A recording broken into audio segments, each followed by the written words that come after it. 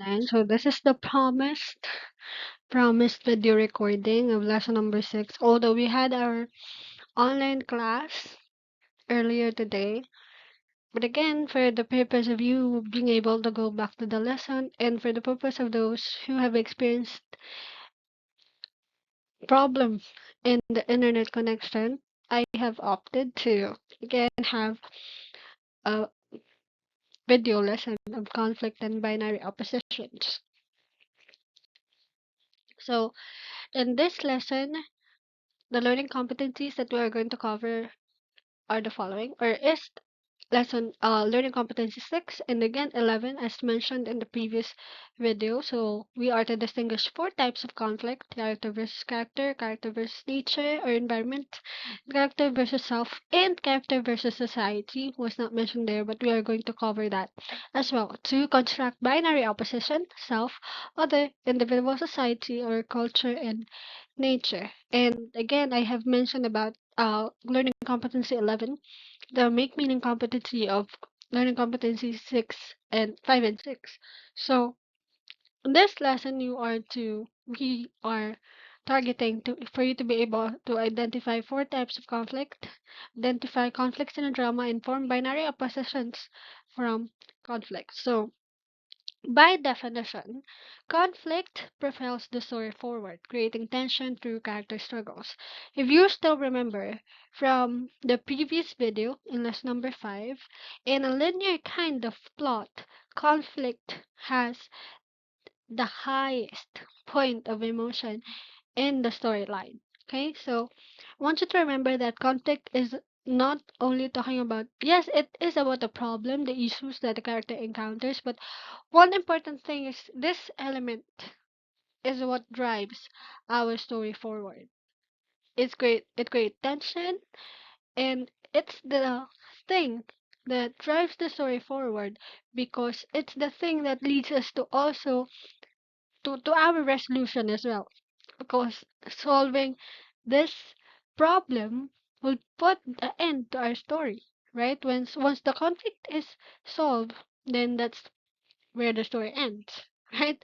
So conflict may come from disagreements between character, can also come from internal dilemmas or external forces such as society, nature, and technology. So as I have said, by simply looking at where conflicts come from, we can actually tell its type. And these types are actually self-explanatory. But again, for the sake of those people who are not able to attend our online class a while ago, these are for you. This is for you and for those people who wants to review. Right? So the first type, again, by looking at this definition of conflict, that it can arise from disagreements between the characters, internal dilemma, in uh, external forces such as society, nature, or technology, we could actually identify the types of conflict. So, first one, we have character versus self. As mentioned, the character has opposing views that leads to internal confusion or internal struggle, maybe about right or wrong issue. So, to cut the long story short without complicating things out, the problem arises from internal conflict of the character within himself or herself. So again, it's not that you are driving your character crazy, but it simply happens while you are making decisions. It's a conflict whether to do this or to do that. So the problem comes from the confusion within because you have two opposing ideas. What if I do this or that? What will happen? So that's conflict created. So one particular example is character choosing what course to take for college. Am I going to take this or that? Am I going to pursue what I love or what is practical? See, the character is not going against another person. The character is not going against somebody else or something else, but the issue, the confusion, the problem is being created because there's a confusion within. There is an opposing idea within oneself. Okay? So the next one is character versus character. So this is when two characters confront each other over their differing views. Often this character struggles to achieve their goals as they oppose each other's decision or action. So from the term itself, there's another person that the main character is going against. So it's like protagonist versus antagonist kind of thing. Okay? So don't have to complicate things out here. The problem is not caused by a confusion within, but was caused by another character in the story. Example, two neighboring families who dislike each other. Or the most common, Romeo and Juliet, Capulets, and Montagues. Tybalt and Romeo. Okay? So the problem comes from a disagreement caused by opposing ideas not within yourself, but between you and another people, between you and another character. The main character, again, just like what I've said a while ago, the protagonist versus the antagonist. Okay? The third type of conflict is character versus society. So it happens when the character confronts the norms, customs of a society, class, or group. So where are we going to draw the line here? The conflict now gets a little complicated than it was compared to the first two. Because the problem here is no longer coming from yourself being confused of what to do or what to decide, what decision to make, or it's no longer caused by other people, but you, as the main character, or the character is now going against a norm, a custom, a practice of a society, a particular law or rule that had been existing before you even exist. A long standing thing that came before you. So again, it's not you are no longer rather going against one person. You're no longer going against just yourself. You are going against a system. Okay? It's a character versus society kind of thing. One particular example is a student who questions school policies. Right? Why can't I have that? Why can't we have long hair if we are boys? Why can't we have short hair or boy cuts, buzz cuts? Right? What does that what does my haircut do with my academic performance? So it keeps giving us conflict. But the problem is not caused by us, not caused by other people, but us going against a policy, a rule, a norm of a society. So problem arises not because other people is going against the character or a character is experiencing confusion within himself, but because there is a particular law that a character is facing against. Not technically breaking, but something that they wanna change or they simply does not agree with. And the problem comes from that. And if that's the case, then we could consider that character versus society kind of thing. Okay? Okay. So the fourth and the last conflict that we are to discuss in this lesson is character versus nature. By definition, this happens when forces of nature make it difficult for the characters to achieve their goal. These forces of nature may range from wild animals to natural calamities. So, again, self explanatory, the problem does not come from yourself. It's not caused by other people. You're not going against a law or a norm or a policy by the society. But the problem is caused by and the environment, calamities. And one perfect example is our situation now. I mean, we are in the setup. Online classes, alternative delivery mode, because we are all flawed, right? This is beyond our control.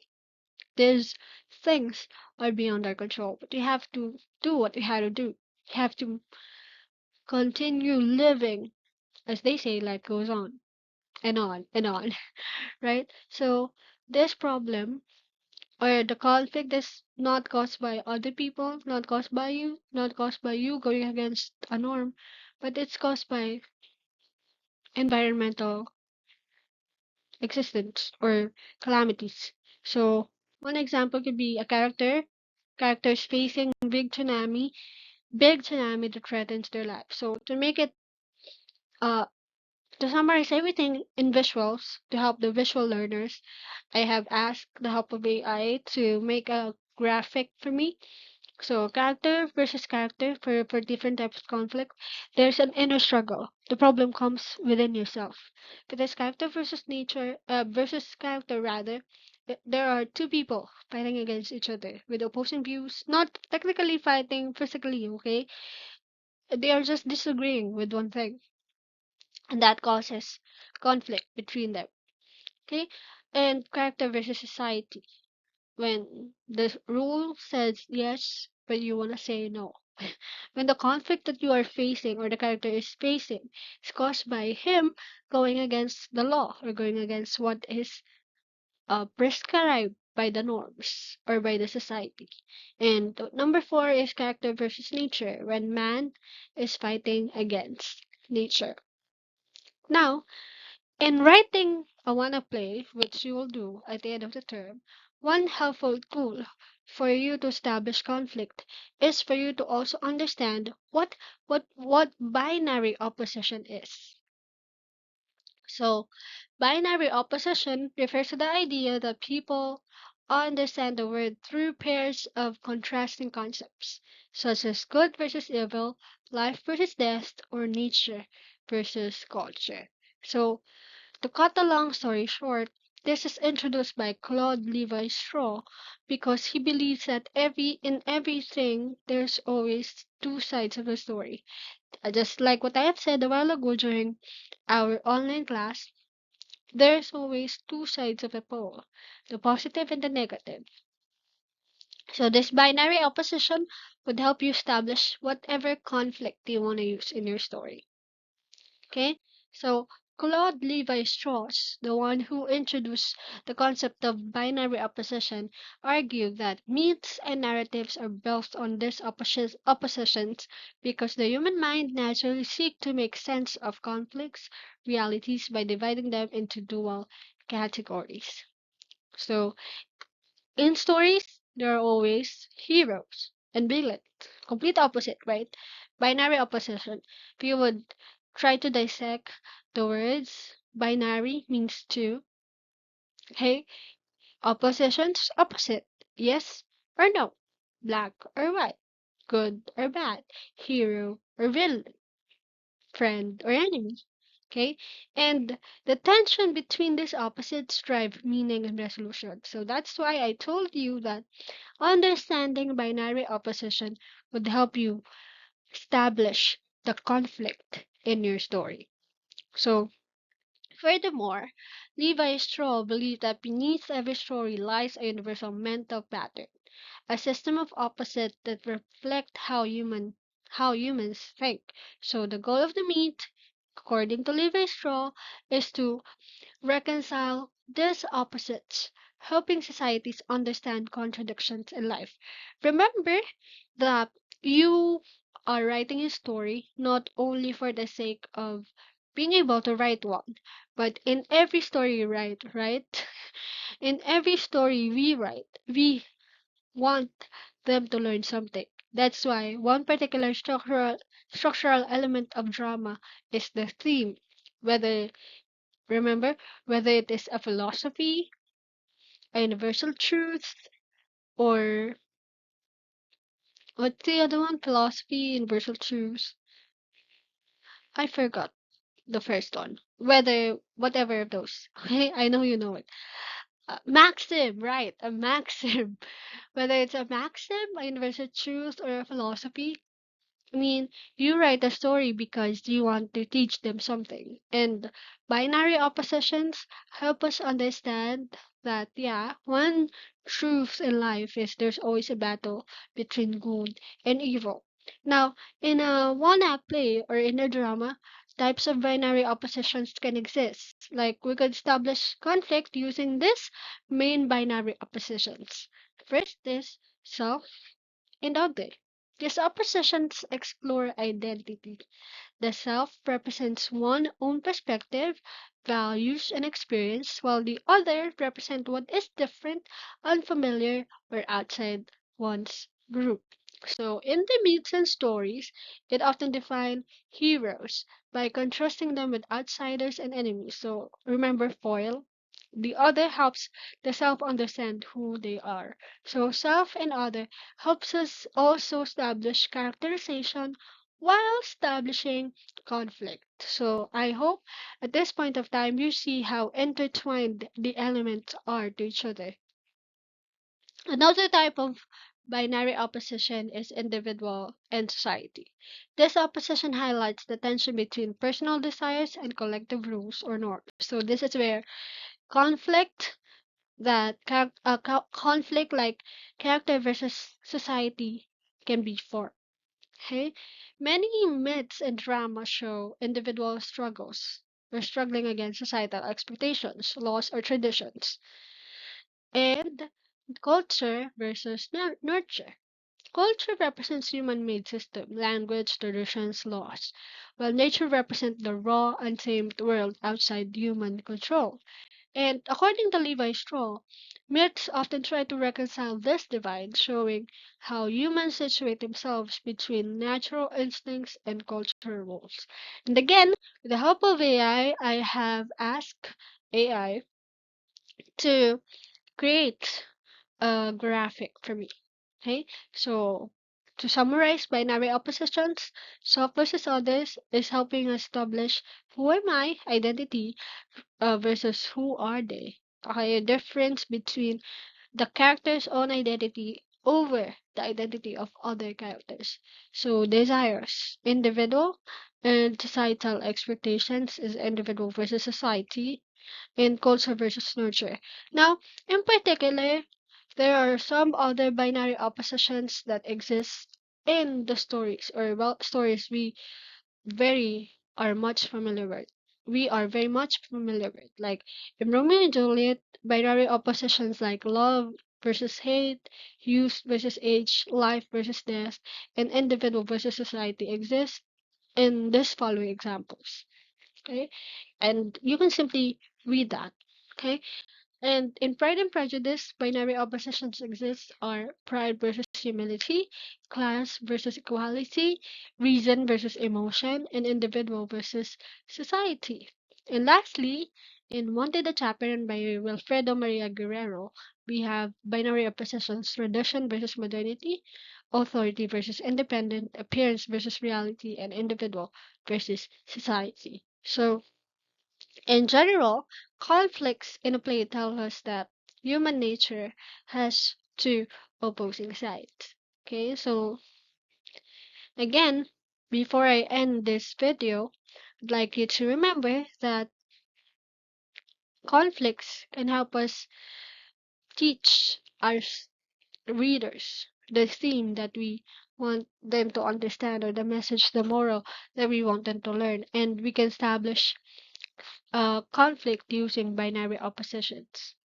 Okay, so that will be all for this discussion. And again, I hope you are all safe. If you have queries, questions, clarifications, you can message me via our group chat or through personal message. That will be all for today. Hope you're safe. Bye. Thank you, people.